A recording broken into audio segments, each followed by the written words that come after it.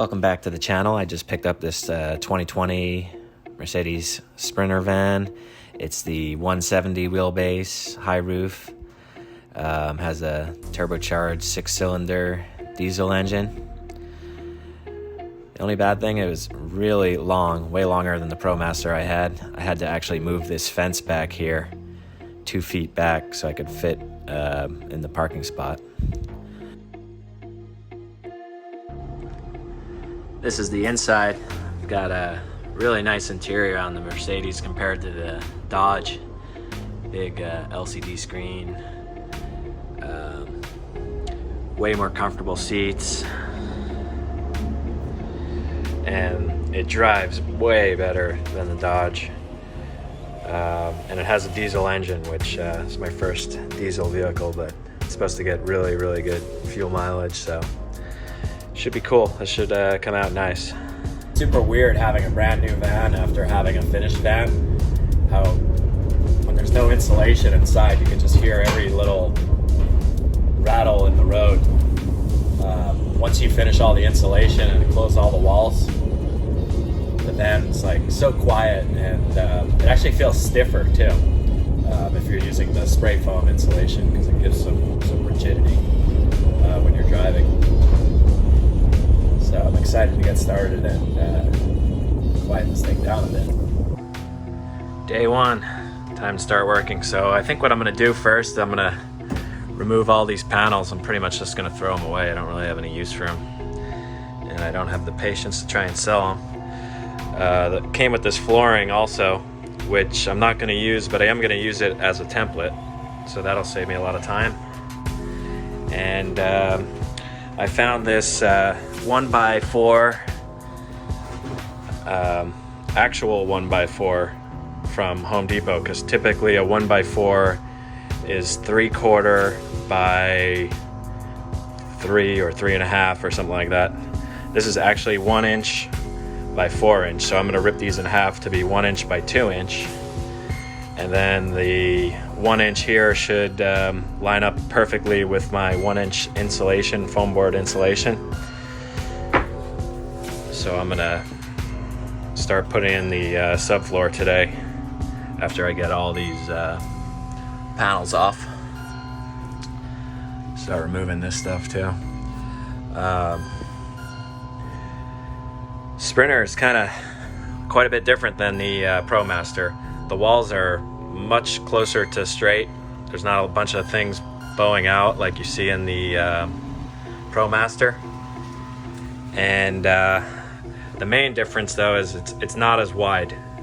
So you're not able to put the bed this way unless you're like 5'7" or less. So the bed's gonna have to go this way. So even though this van's a lot longer, it's really not going to have much more space. This is a 170 Sprinter. It's not going to have much more space than a 159 ProMaster, just because of the orientation of the bed. But we'll get started now, and I'll pick up with you once I get these panels off.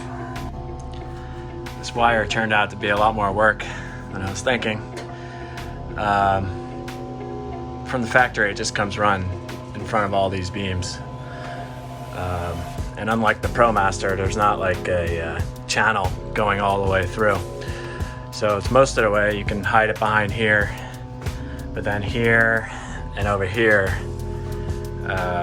you can't get through here without drilling through. I don't really want to do that, so I'm just gonna tuck it tight here, and then I can hide that later.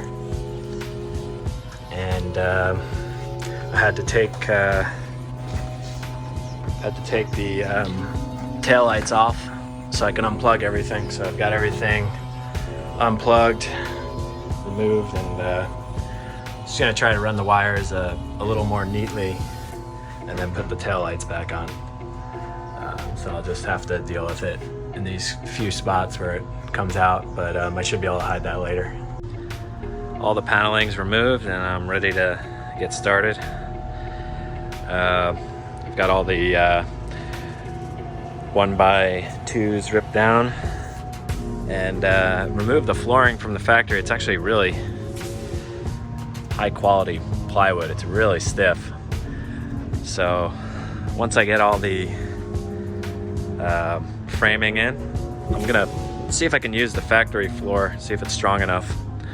If it's not strong enough, then I'll just use that as a template to make a thicker plywood. All the furring strips are in. I decided I'm going to go ahead and use a thicker subfloor than the factory one, so I'll just use that as a template because the last build I found myself screwing into the plywood floor quite a bit, and that one might be too thin to hold the screws, so I'll just go ahead and use it as a template. I think that'll be better. So in between all of these, I'm going to put the foam board insulation, and they'll all be locked in place when they're screwed through the plywood, and then I'll probably construction adhesive them down once I get everything together. So now I just laid the plywood down on the floor and I put the template on top. I'm just going to go around and mark it with a marker and then cut it off with the jigsaw.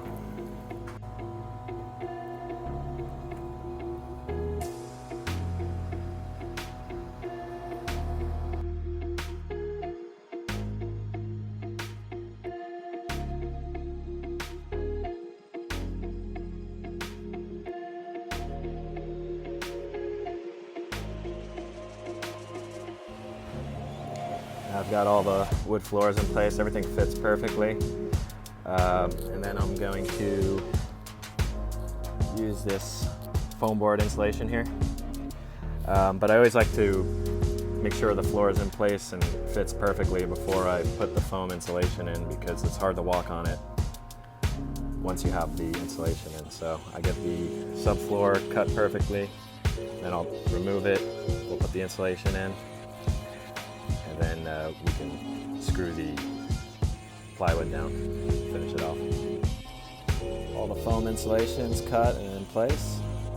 Now I'll probably just take some vapor barrier tape over all the wood, and then mark where each beam is on the frame with a marker, so that when I put the plywood on top, I'll know where to drill in.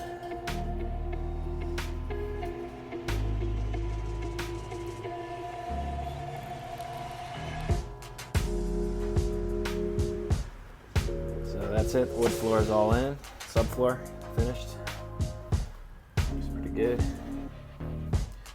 Go ahead and like and subscribe, and next step I'll probably be doing the furring strips and the furring strips for the ceiling as well. Thanks a lot, bye.